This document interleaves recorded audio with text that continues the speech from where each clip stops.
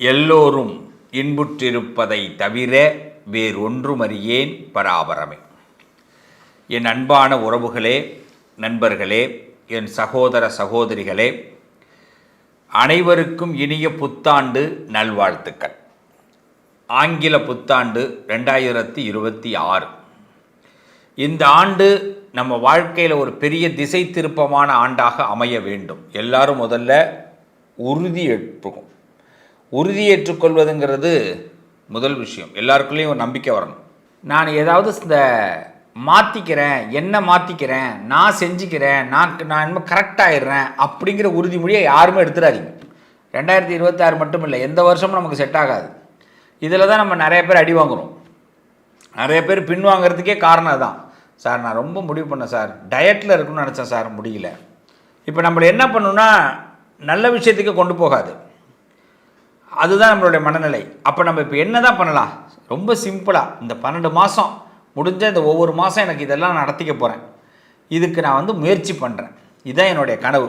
ஆனால் எக்காரணம் கொண்டு இந்த வருஷத்தோட ஆரம்பத்தில் நம்ம முடிவு பண்ணக்கூடாது, இந்த வருஷத்துலேயே முடிவு பண்ணக்கூடாது. என்னென்னா, நான் மாறுகிறேன் என்று கனவு காணாதீங்க. அதில் தான் நம்ம என்ன பண்ணுறோம்? பின்வாங்குகிறோம், உடைகிறோம், வருத்தப்படுறோம். அப்போ நம்ம எதுவும் அறிக்கையாக கூட 4 பேருக்கு முன்னாடி சொல்லிடுறோம், அதை செயல்படுத்த முடியல. அதை பார்த்து நம்மளை என்ன பண்ணுறாங்க? கிண்டல் பண்ணுறாங்க, கேலி பண்ணுறாங்க. நம்ம அதனால் நடந்துக்க முடியல. அதனால் மனம் உடஞ்சி வருத்தப்பட்டு நம்ம எந்த விஷயத்துக்கு தள்ளக்கூடாதோ அதில் கூட தள்ளிப்பட்டுரும். சில பேர் முடிவு பண்ணுவாங்க, நான் இந்த வருஷம் கடனே வாங்க மாட்டேன் அப்படின்வாங்க. அதெல்லாம் வேஸ்ட்டு. அப்போல்லாம் யோசிக்கவே கூடாது. ஓகேவா? அதனால் ரொம்ப ப்ரிப்பேராக நம்ம இந்த வருஷத்தை முடிவு பண்ணுறோம்.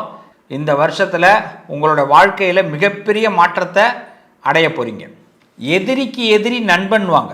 மீனராசிக்காரர்களே, நீங்கள் உங்களுக்கு யாரும் நிரந்தர எதிரியாக யாரையுமே ஃபாலோ பண்ணாதீங்க, யாரையும் நிரந்தர நண்பர்களாக ஃபாலோ பண்ணாதீங்க.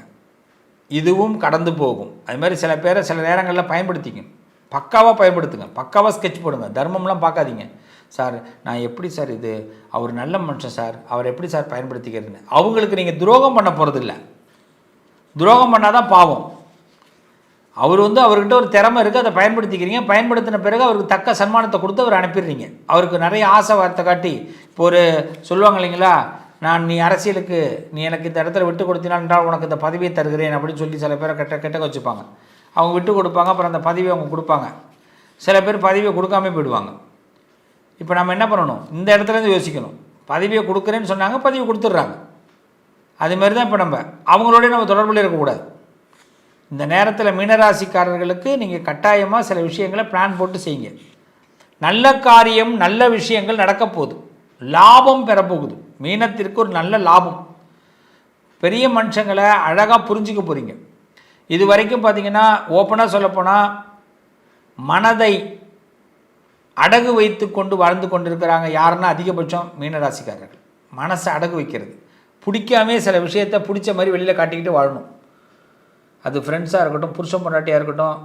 நம்ம முன்னேற்றத்திற்காக நம்மளை சில பேர் தப்பாக யூஸ் பண்ணுவாங்க, தப்பாக சிந்திப்பாங்க. இதுக்கெல்லாம் நம்ம தெரிஞ்சே நம்ம ஓகேவும் பண்ண வேண்டிய கட்டாயத்துலலாம் நெருப்பில் வாழ்கிறதுன்னு சொல்லுவாங்க. அது ரொம்ப கொடூரம். ஒருத்தவங்களுக்கு நம்மளை கெட்ட வழியில் யோசிக்கிறான்னா அது தெரிஞ்சே அவங்ககிட்ட பேசிகிட்டு இருப்போம். இப்படி சில கொடுமைகளுக்கு நடுவே இருக்கக்கூடிய மீனராசிக்கு இந்த வருஷத்தில் அந்த கொடுமைகள்லேருந்து முதல்ல வெளியில் வரப்போகிறீங்க. எதிர்பார்த்த பண வரவு கிடைக்க போகுது. அரசியல் பிரமுகர்களுடைய ஆதாயம் கிடைக்க போகுது. அரசியல் இருக்கிறவங்களுக்கு ரொம்ப பெஸ்ட்டு. இப்போயாவது சூட்சமத்தை புரிஞ்சுக்கிங்க. சூட்சம அரசியல் தான் வெற்றி பெறும், யதார்த்த அரசியல் தான் வெற்றி பெறும். ஒரு காலத்தில் கொள்கை அரசியல்லாம் இருந்தது, அதெல்லாம் இப்போ கிடையாது. கொள்கை அரசியல்லாம் இப்போ வெற்றி பெற முடியாது. கொள்கை ஒரு பக்கம் இருந்தாலும் யதார்த்தத்தை புரிஞ்சு அந்த நேரத்தில் வேலை செய்யணும். அப்போ இந்த யதார்த்த அரசியலில் நீங்கள் இப்போ இறங்கணும். மீனராசிக்காரர்கள் சக்ஸஸ் ஆவீங்க. அரசியல்வாதிகள் ஏனுங்க நான் ஜட்ஜ்மெண்ட்டு எனக்கு தப்பாக போகுது, மக்கள் ஓட்டு போடல, எனக்கு ஏன் ஒரு அங்கீகாரம் கிடைக்கல, என் கட்சிக்காரங்க இல்லை, என் அரசியல்வாதிகளுக்குள்ளே எனக்கு ஒரு அங்கீகாரம் கிடைக்கலன்னு நினைக்கிற மீனராசிக்காரர்களுக்கு யதார்த்தத்தை புரிஞ்சுங்க, சக்ஸஸ் ஆகிடுவீங்க. அதனால் ஆதாயம் ஏற்படும். தொழில் பொற்காலம்தான், தொழிலில் நல்ல முன்னேற்றம் ஏற்படும். புதிய யோசனைகள்லாம் பெருகும். அதுபடி செயல்படுங்க. நீங்கள் ஒரு சாணக்கியராக இப்போ இருப்பீங்க. சில சாணக்கிய தந்திரங்களை இப்போ யூஸ் பண்ண வேண்டிய காலகட்டம் மீனராசிக்காரர்களுக்கு.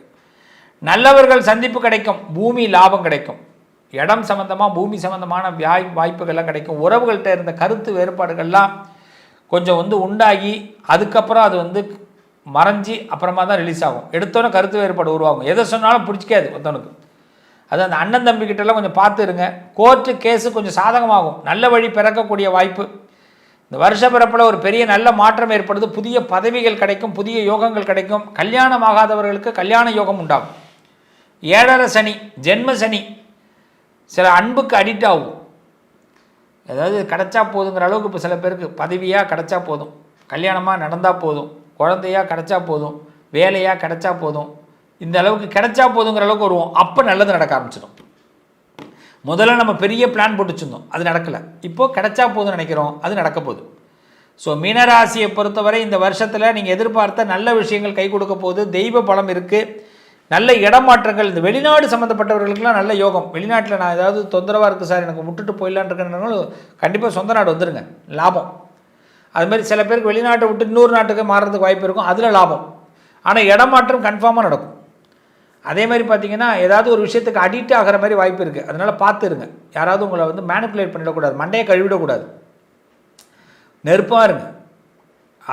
அவன் நினச்சிக்கிட்டு இருப்பான் உங்களுக்கு ஒன்றும் தெரியாதுன்னு, நீங்கள் நினச்சிக்கிட்டு இருக்கணும் அப்போ, இல்லை என்னை ஏமாத்துறியா நீ அப்படின்னு. புரியுதுங்களா?